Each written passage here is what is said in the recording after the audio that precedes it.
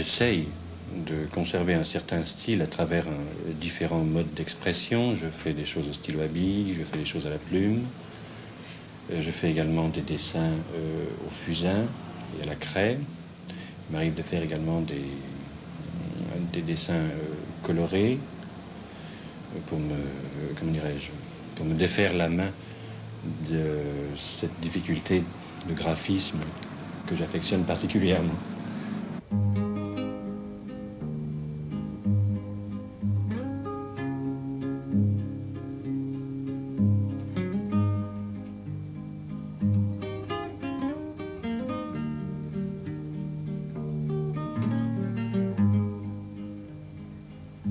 Elle est debout sur mes paupières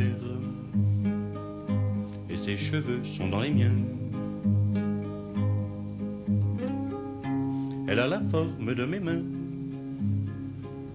elle a la couleur de mes yeux. Elle s'engloutit dans mon ombre comme une pierre sur le ciel.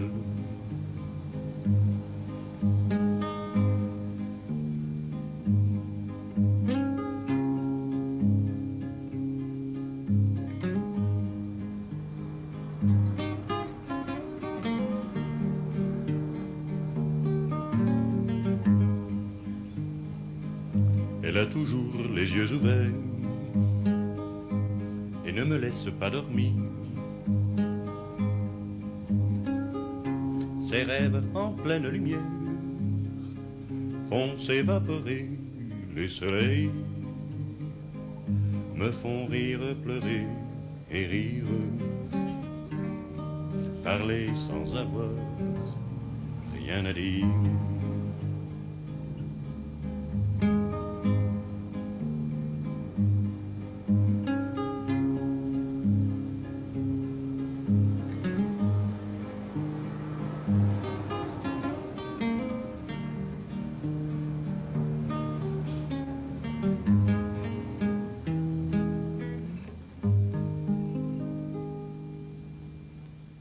Pendant longtemps, j'ai hésité entre le théâtre, entre la chanson, enfin un certain nombre de formes d'expression, et j'ai choisi le dessin finalement depuis peu de temps, en fait, pratiquement depuis l'âge de 25 ans.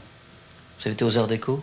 J'ai été aux Arts Déco, j'ai fait un peu de Beaux-Arts à Paris, et j'ai surtout été au Centre dramatique de l'Est comme élève décorateur. Je pense que la plupart des artistes sont comme moi, ne découvre sa vocation qu'au bout d'un certain temps, et en général, c'est la confrontation avec le public des amis d'abord et le public ensuite qui fait que l'on choisit plus particulièrement cette voie. Ce public peut venir à des expositions? Oui, c'est en parlant d'exposition, justement, j'ai une exposition qui aura lieu le 4 novembre à la Galerie Landeverlin.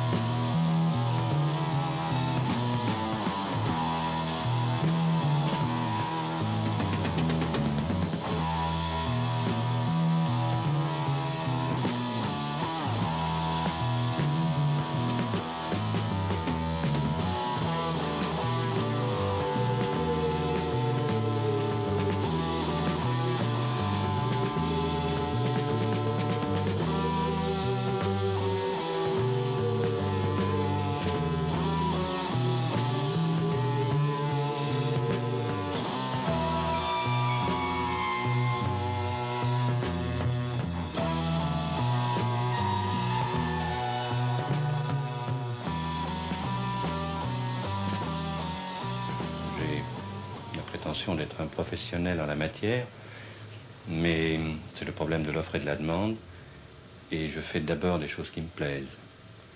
Et je ne trouve pas toujours le public qui fera l'effort nécessaire et suffisant pour faire la moitié du trajet. Votre production n'est pas uniquement régionale?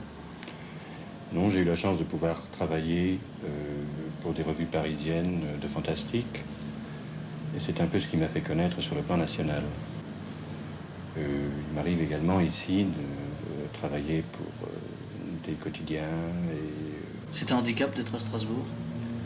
Sur le plan professionnel? Sur le plan professionnel, il est tout à fait évident que c'est un handicap, puisqu'il n'est de talent qu'à Paris. Mais d'un autre côté, comme je l'ai dit tout à l'heure, je préfère travailler en province, et si j'ai la chance de pouvoir montrer ce que je fais à Paris, bien sûr, je le ferai, mais pour l'instant, j'en suis au stade de la recherche, et les feux de la rampe parisienne m'inquiètent, me retiennent un peu pour l'instant, en tous les cas. Il y a d'autres feux de la rampe auxquels vous auriez bien aimé vous griller? C'est plutôt la rampe de music-hall, alors? C'était une expérience un peu cocasse, en fait, ça n'a jamais été très très loin, et c'était dans un contexte de chansons, d'activités un peu théâtrales, etc., mais ça n'offrait pas un très grand intérêt, en fait. Cela reste un hobby, mais que je ne me prenne pas au sérieux, sur ce plan, en tous les cas. C'est sans regret? Je continue à chanter quelquefois, il m'arrive de jouer un peu de la guitare en très petit public.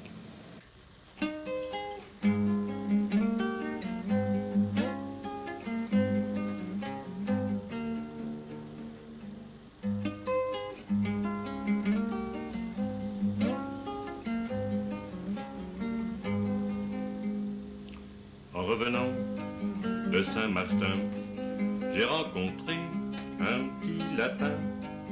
Dessus la neige est tout tremblant, dans son joli sac de poils blancs.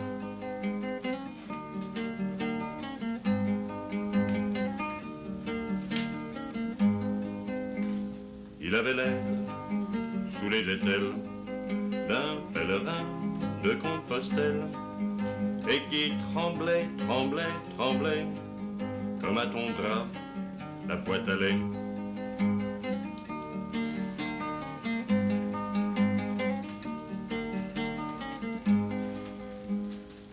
Je l'ai mis tout froid dans mon paletot, il m'a dit qu'il avait trop chaud. Je l'ai mis tout chaud dans mon gilet, il m'a dit de l'air, s'il te plaît.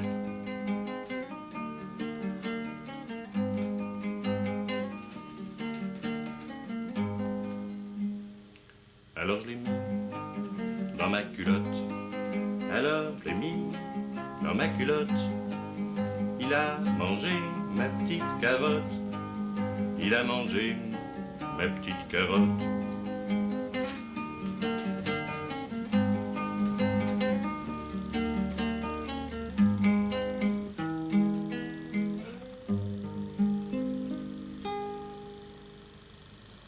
Il y a du fantastique dans tous vos dessins, mais il y a aussi de l'érotisme. Oui, parce que je crois que l'érotisme, c'est une grande part de fantastique. Et puis, le fantastique, comment dirais-je, met en scène un certain nombre de tabous. Et le tabou érotique est sans doute l'un des plus dangereux à manier. C'est aussi l'un des plus distrayants.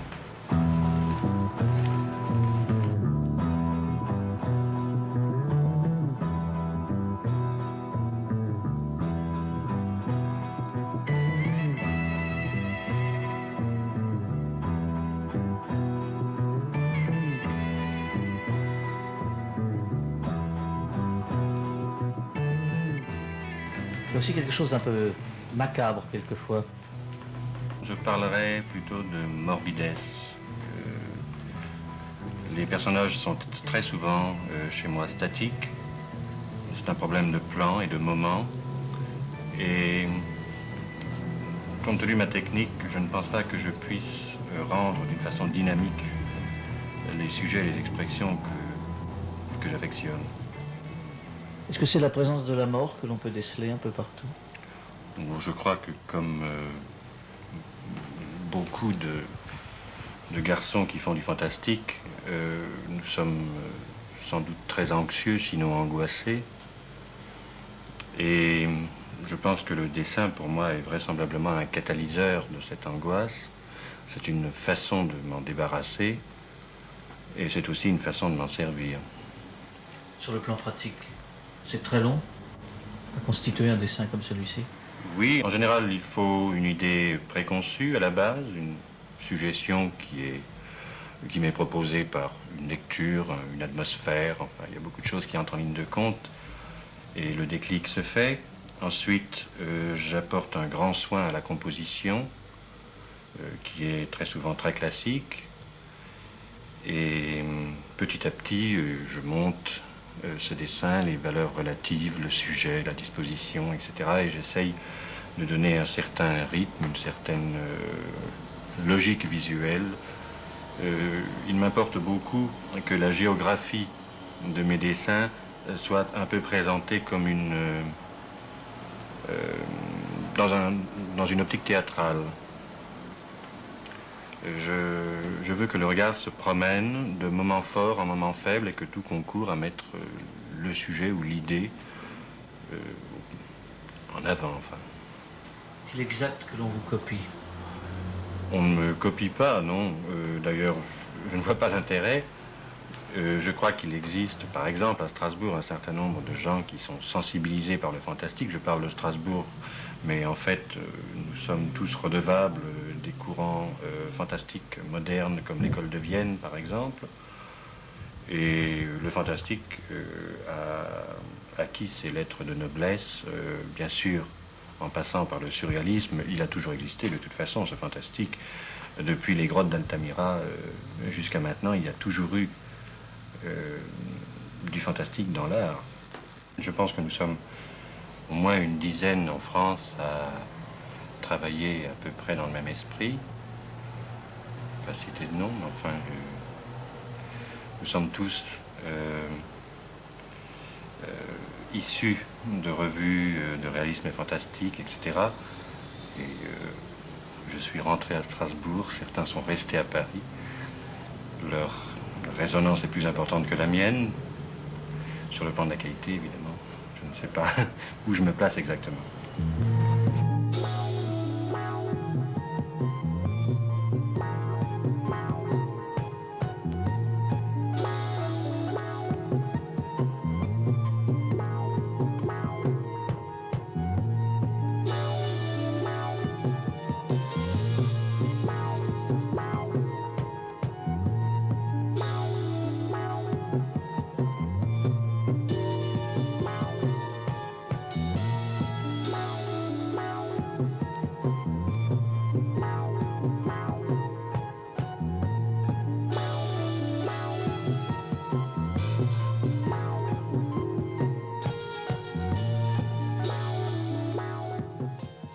On ne retrouve pas cet amour d'une catégorie d'animaux dans vos dessins? Rarement. Rarement parce que cela nous procède d'une atmosphère. Je pourrais m'inspirer de certains dessins, de certaines poses, mais je préfère être sensibilisé par cette sorte d'animaux plutôt que de les représenter toute uniment. Il y a 8 millions de chiens et 7 millions de chats en France, pour seulement 32 000 personnes qui cotisent à la SPA, pour 1,5 million en Allemagne, par exemple. Ceci dit, quand on aime les animaux, on essaye de prendre des animaux qui se satisfont de la captivité, et jusqu'à présent, c'est encore les reptiles et les humains qui supportent le mieux les HLM. On a toujours peur un petit peu des reptiles. Oui, il y a une part de caractère inné qui est relativement faible, mais pour la plus grande partie, c'est surtout un caractère acquis. Un serpent, ça n'est pas gluant, ça n'hypnotise pas ses victimes, ça ne boit pas de lait, et ça ne se mord pas les queues pour descendre les vallons, par exemple. Posséder autre chose que des serpents? Oui, évidemment, enfin, il y a le serpent proprement dit, il y a des lézards, des tortues, etc.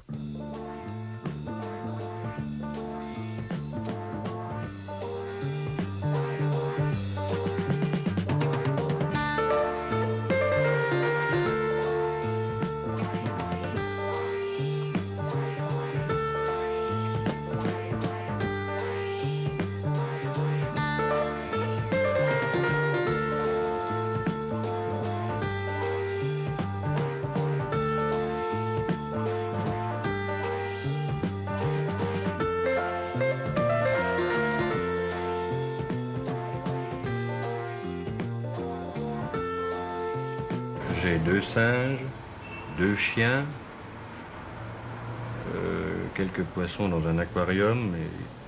D'ailleurs, ces poissons, les poissons réservés pour la pêche, me font à chaque fois des drames conjugaux parce que je suis obligé de les stabuler dans la baignoire. La dite baignoire n'étant plus libre, ça crée des tas de frictions.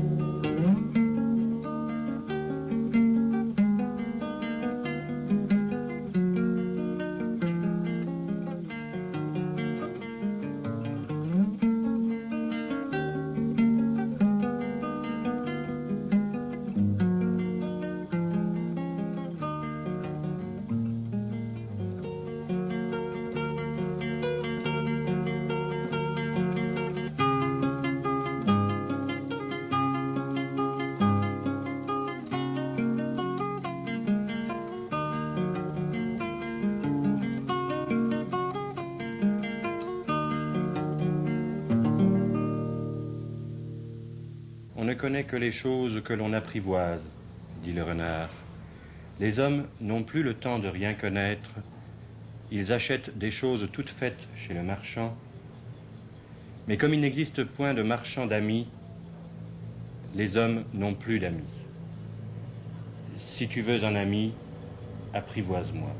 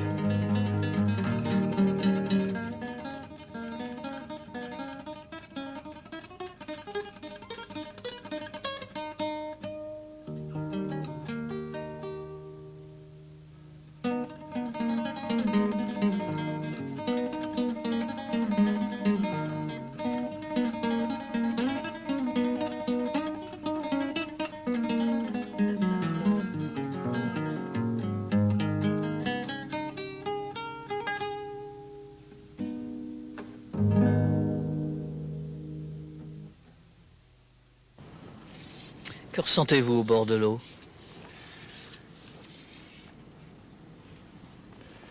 Je cesse de vivre et commence d'exister. C'est de vous, ça? Je crois que c'est la motivation de tous les pêcheurs qui sont évidemment sensibilisés par cette étrange matière qui est l'eau, ces herbes, enfin tout ce paysage, toute cette qualité que nous ressentons plus que nous ne sommes capables d'ailleurs de le dire très profondément. Enfin, beaucoup de gens ont écrit sur l'eau, mais beaucoup plus encore l'ont vraiment compris. Vous êtes sensibilisé par les problèmes de la nature à l'heure actuelle? Oui, c'est évident parce que elle se restreint de plus en plus. Elle devient de plus en plus évidemment polluée puisque c'est à la mode, mais c'est également vrai sur tous les plans. L'homme devient de plus en plus autodomestiqué. Il respecte de moins en moins une certaine qualité de vivre. Il devient extrêmement difficile pour lui de véritablement connaître ses limites en quelque sorte. Ça lui est très difficile de véritablement aller vers ses pulsions profondes. Je pense par exemple au mot paradis, ça m'y fait penser. Le mot paradis est un ancien mot perse qui signifie terrain de chasse. Et je crois que ça dit bien ce que ça veut dire. En somme, on risque de laisser aux générations futures une drôle d'impression. Oui, je pense que nous laisserons, comme l'a dit un architecte américain, une civilisation de tuyaux.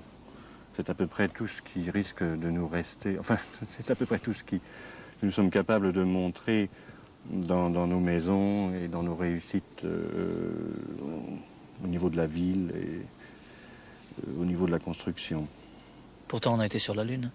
Oui, mais en allant sur la Lune, finalement, nous sommes restés avec les genoux pris dans nos ordures ménagères.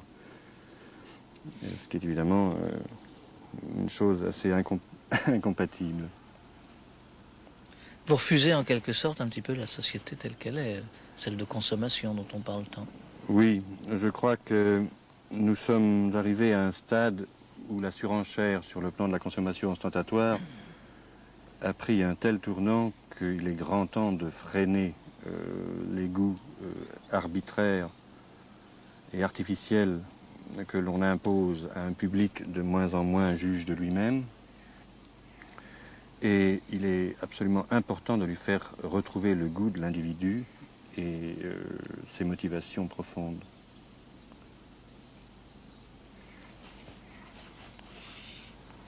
Quand vous êtes au bord de l'eau comme ça, dans le calme, est-ce que là, la structure d'un dessin vous apparaît? Oui, très évidemment. Il est très important pour moi de, comment dirais-je, de me dépayser et d'être en quelque sorte prêt à qualifier l'instant. Et il est pour moi évidemment tout aussi important de le conserver, d'en bénéficier ensuite en faisant mes dessins. Il est plus important pour moi d'aller à la pêche et de vivre à Strasbourg que de m'ennuyer à Paris. Je crains que Paris ne supprime en moi une des motivations que je crois être les plus vraies et les plus profondes. Enfin, c'est une sorte de respiration que j'essaie de préserver et qui me satisfait.